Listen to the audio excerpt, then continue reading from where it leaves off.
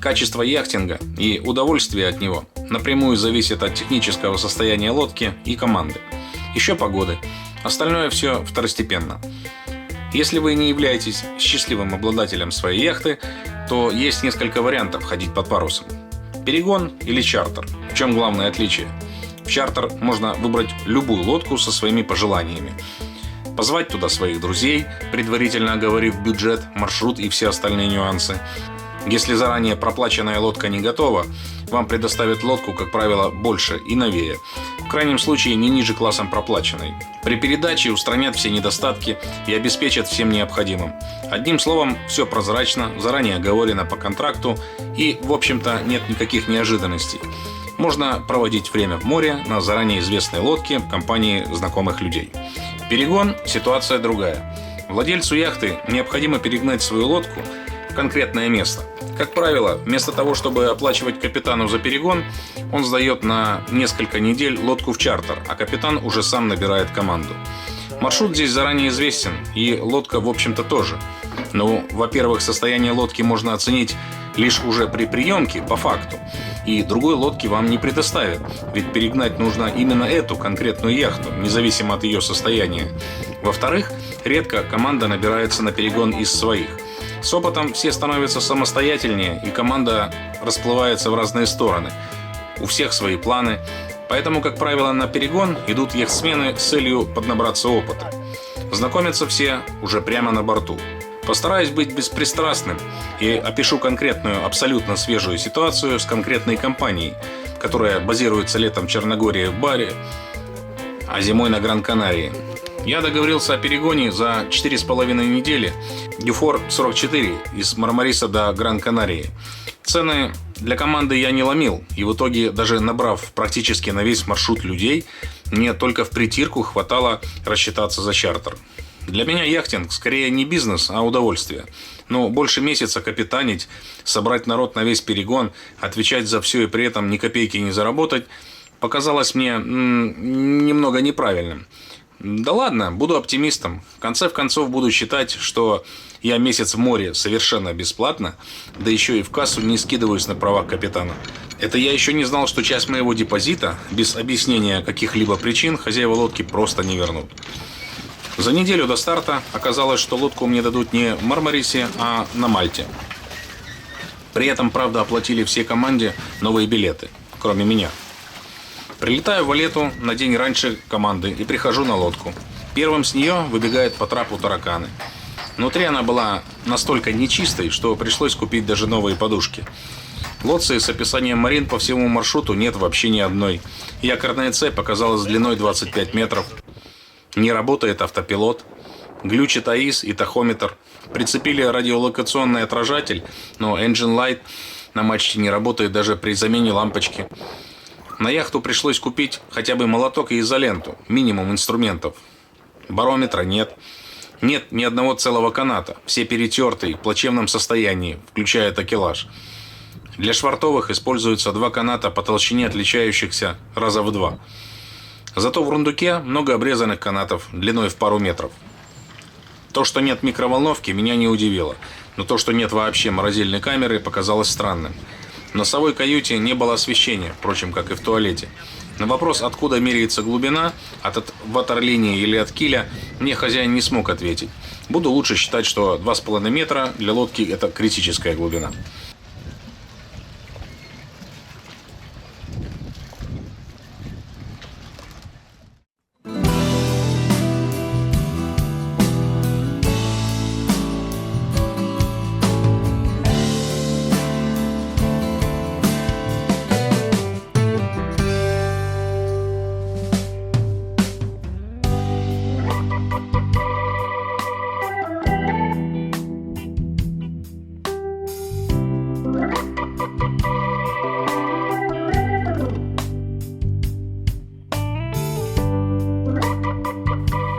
Насколько это возможно, подготовка лодки, наращивание якорной цепи до 75 метров, знакомство экипажа с лодкой и самой команды между собой и выход на Сицилию.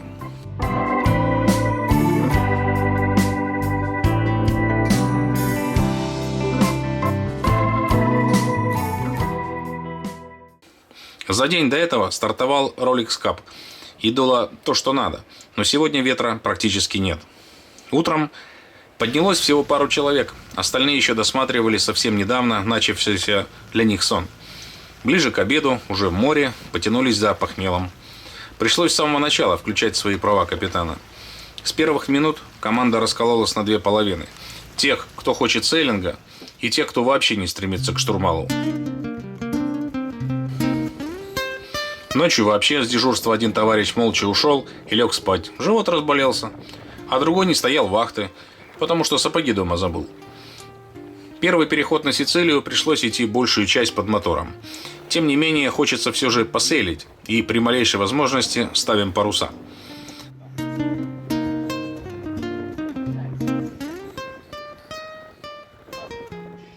Но из всех правил есть исключения. И иногда собирается настолько разношерстная команда, что сразу вспоминаешь лебедь, рак и щуку Крылова. Кто-то, оказывается, приехал чисто побухать, кто-то спит до обеда всю дорогу, кому-то и капитан не указ. На команду «Рифим Грот» реагирует вопросом «а зачем?». Кто-то пронес на борт траву и шмалит прямо в море, не боясь ни таможни, ни подставы, ни плохой погоды. Одним словом, техническое состояние лодки – это первая беда перегонов, а вторая – незнакомая команда.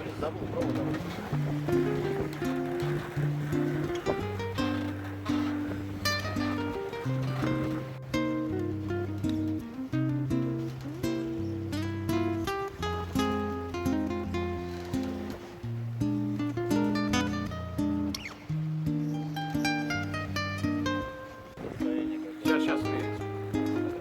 Вон, дельфин, просто он очень медленный.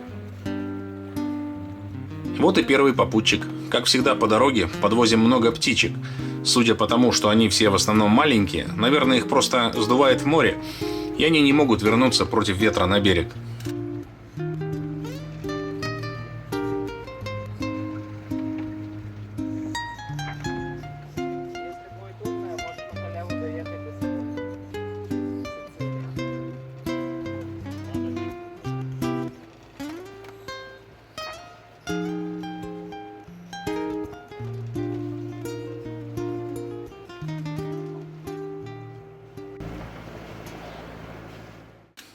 Погода в море, как и в горах, переменчива.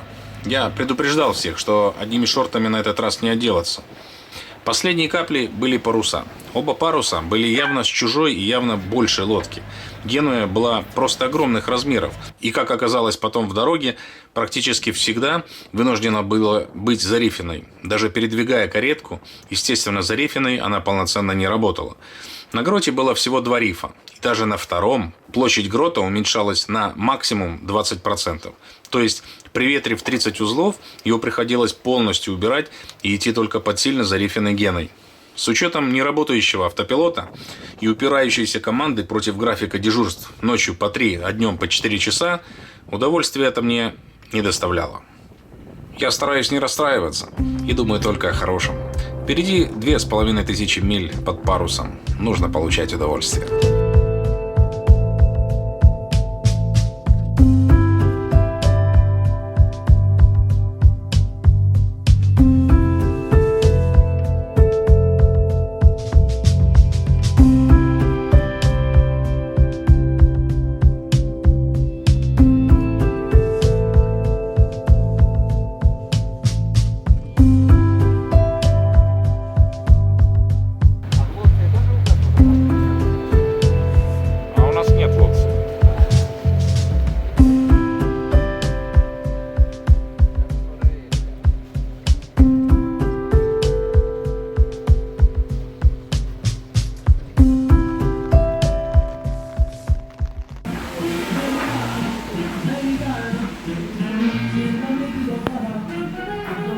Ora ci vuole di più, per fare bravo sti vento.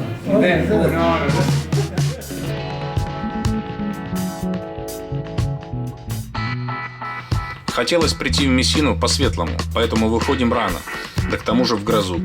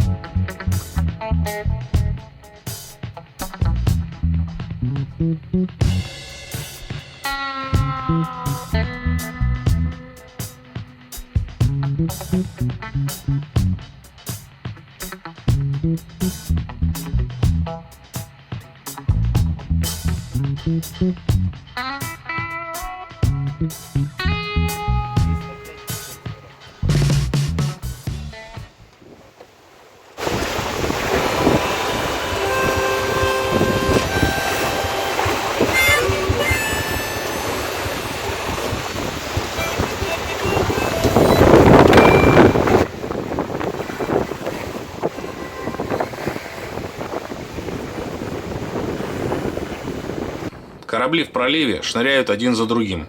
Убираем паруса и ломимся против ветра на моторе к берегу.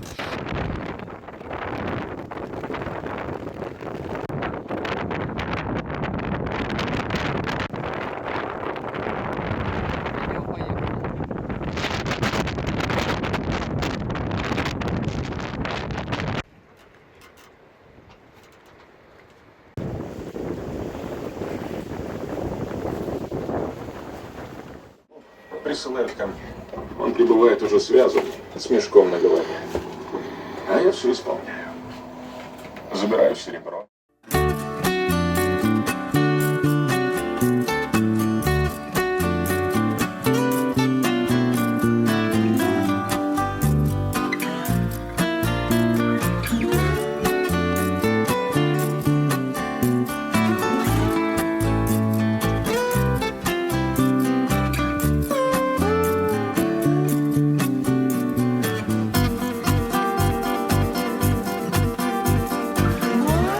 Следующий день был один из лучших ветреных дней, и мы с Элем в полное удовольствие.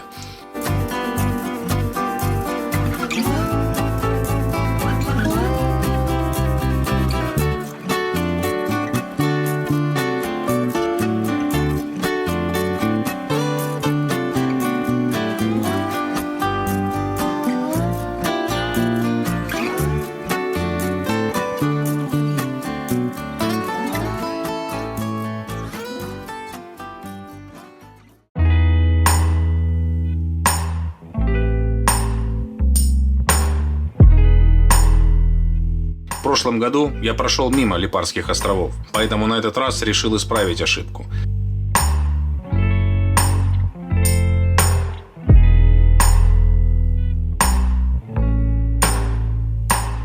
И не пожалел об этом. Зеленые острова с дышащими вулканами.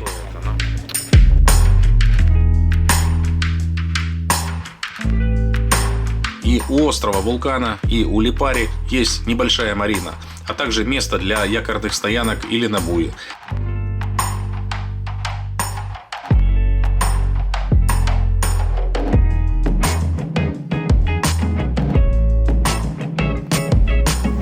Настало время проверить и надуть тузик. Прикольное место.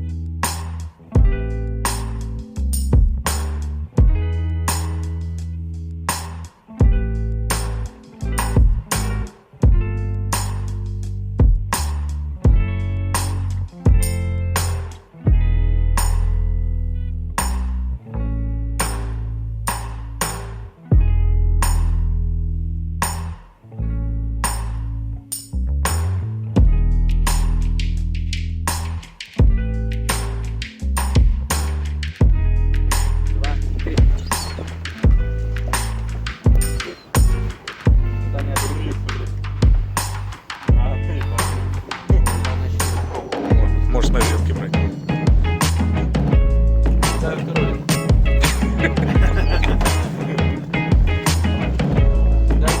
А, не, она не живет, видишь, она попробовала. Опа, тогда я попробую.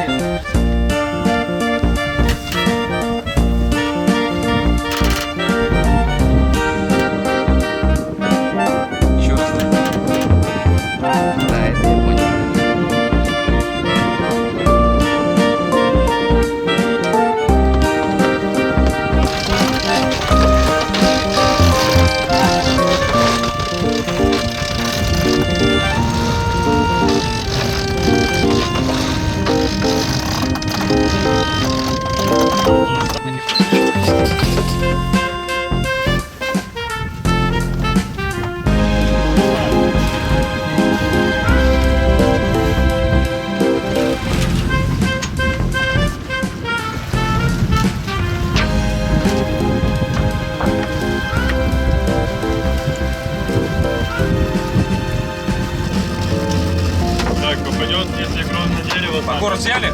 Да. сами отмывать будем. О, Тунчик. тунчик. А не надо багор. Здравствуй, друг.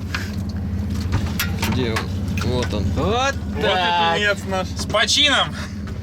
Отлично. Una foto, por favor.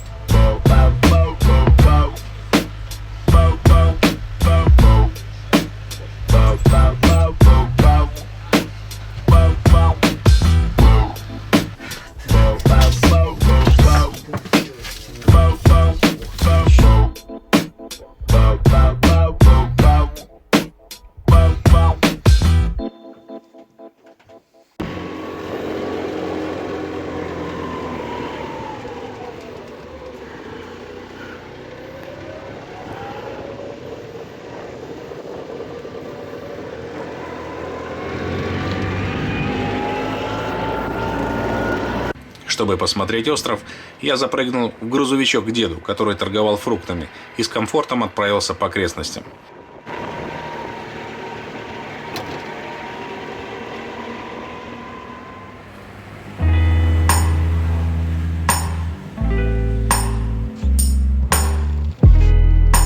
Отдаете? Вы скажите, куда отдаете?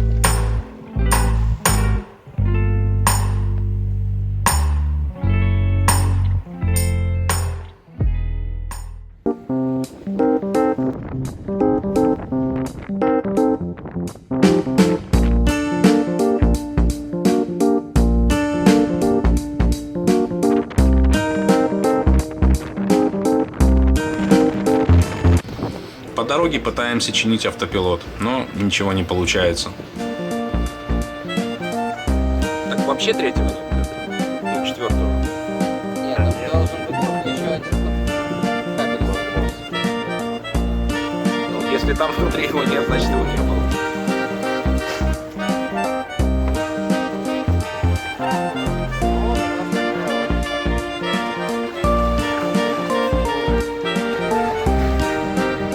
Восемь, говоришь?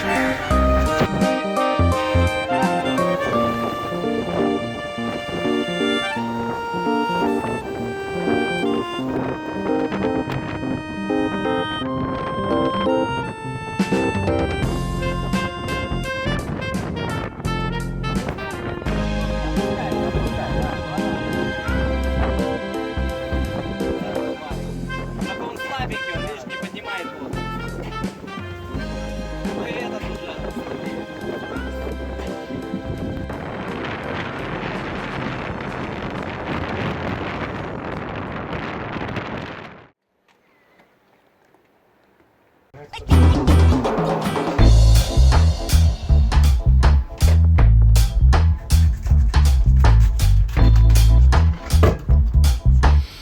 Рыбы мы ловим много, поэтому я стараюсь ее каждый раз готовить по-разному. Да.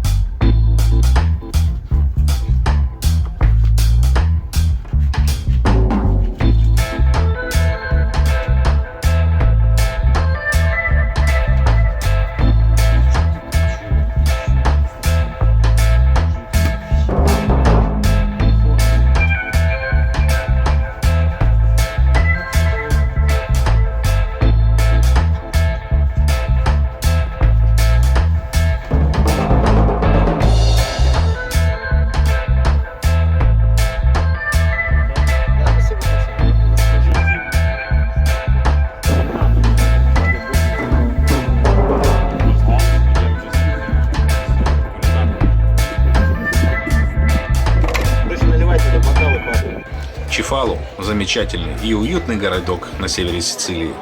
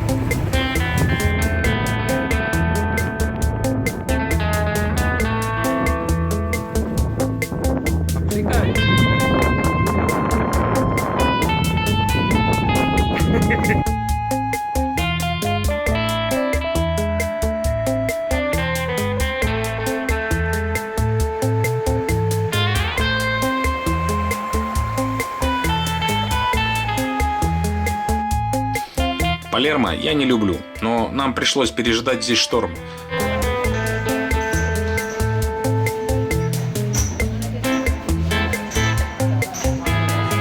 Лучшее, чем заняться в такую погоду, по-моему, это есть мороженое и пить вино на берегу.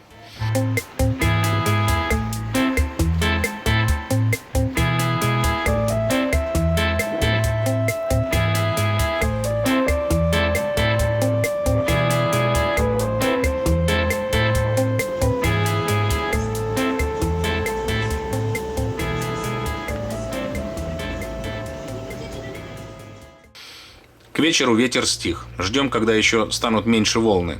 Выходим в ночь на Майорку. Это около 500 миль. На Сардинии решили не останавливаться. Подойдем просто поближе, поймаем интернет и посмотрим прогноз. Если все норм, пойдем дальше.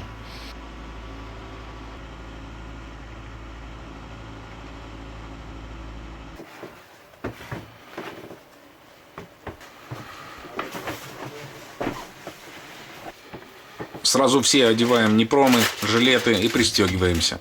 Включаем рацию, огни, проверяем мотор, все задраиваем. Всем привет. Добрый вечер.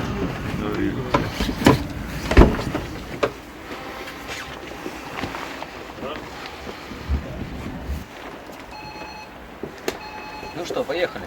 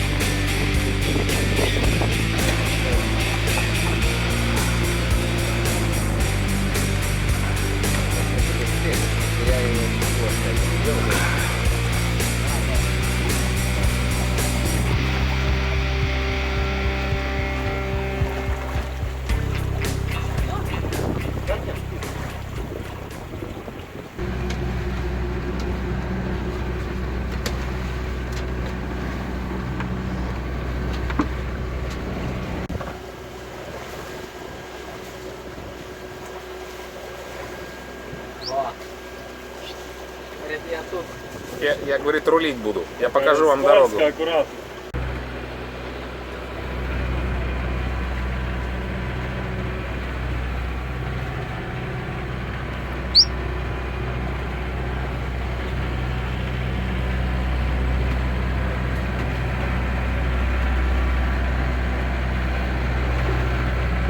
Какая добренькая.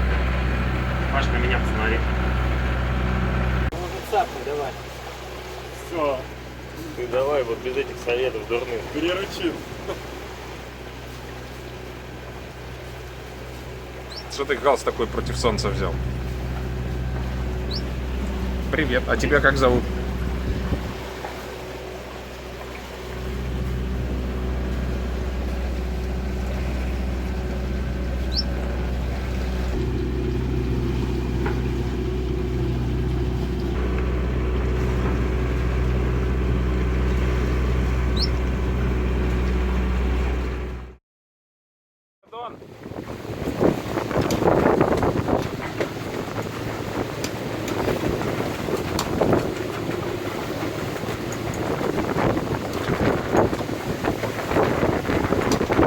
При подходе к Майорке нас таки накрыл Мистраль. Ветер в порывах 46 и волны 8 метров скинули меня со штурманского столика, я сломал 8-е ребро. Вот подходим мы. Подходим к пальме. Ветер 30 у нас узлов. 46 порывов. 46 порывы. Вот. Сушатся наши вещи.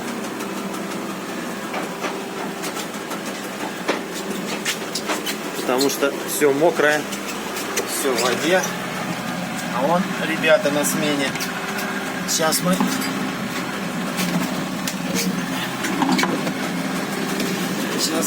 их покажем. Я решил отвернуть от ветра и спрятаться за минорку, огибая Майорку с юго-востока. Нас сносило на остров Кабрера, но мы удачно его обогнули и пристали в ближайшей марине. Что наливаешь-то? Покажи. Все разолью. Что наливаешь-то? Покажи. Розовое.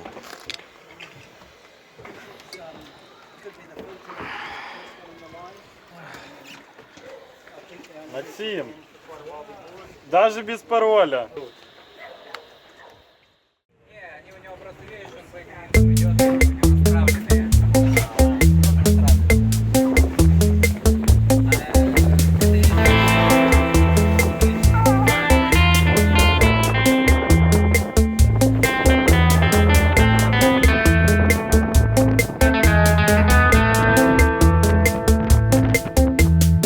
Дойти до Пальмы было вопросом скорее удовольствия. Дуло около 20-ки и было комфортно.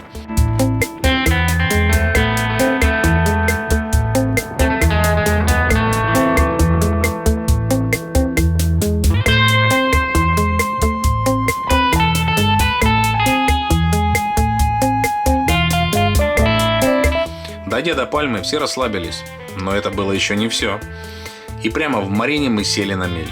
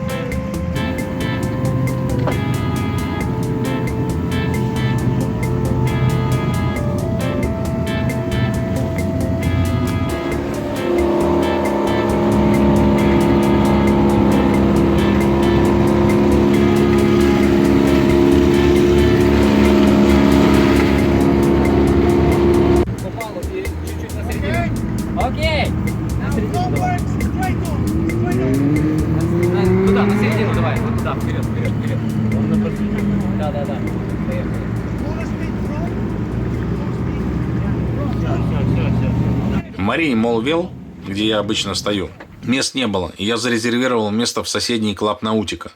Ближайший аппендикс к берегу. На входе глубина почти 4 метра. За секунду до посадки на мель было 3 метра по приборам, по Навиониксу 2,5 метра. А рядом стояла пришвартованная Бавария-50. Я все равно уже решил дальше не идти, и тут мы сели на мель. Ошибка была моя, потому что Марина обозначается значком-корабликом, и на самом деле оказалось, что Марина находится с другой стороны мола. Это не наше место, следующее. Газ.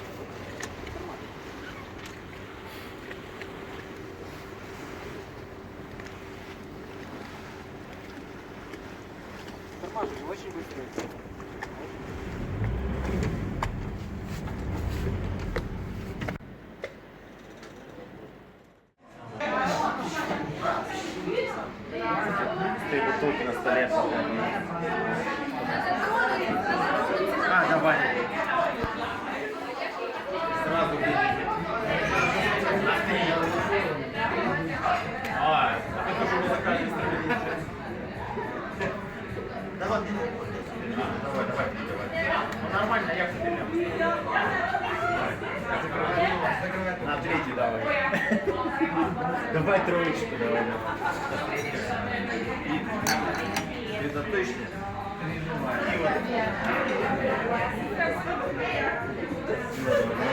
Як ти йому за 3 года?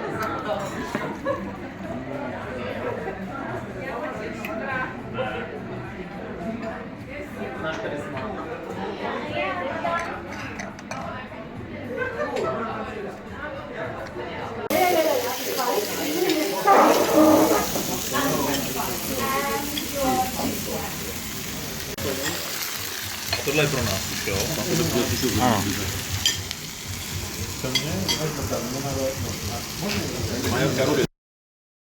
Стоп.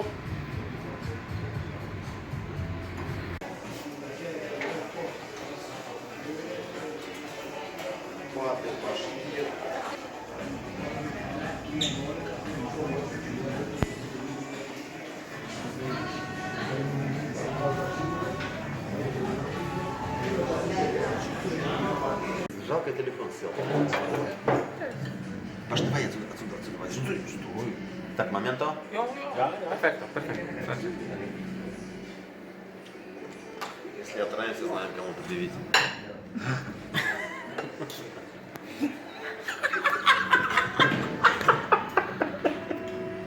Ребята, здесь такой крутяк вообще, приезжайте сюда, вообще просто супер, оторви.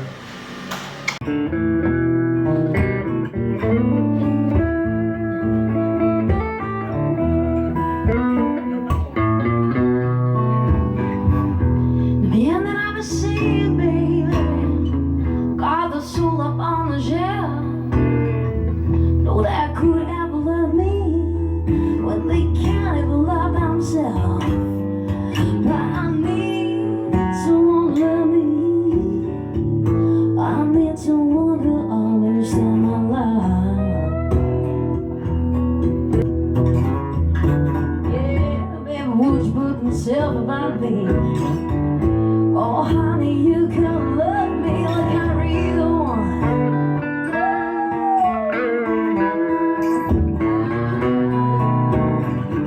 I never saw it dry.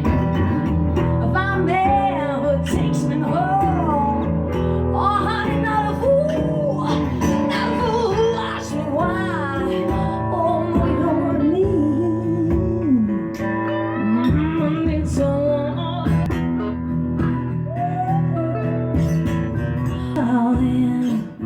Oh, you can love me like I want.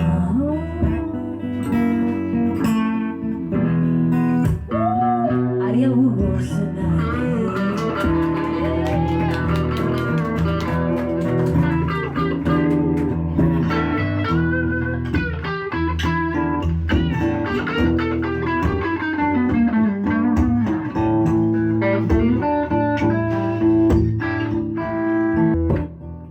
Thank you.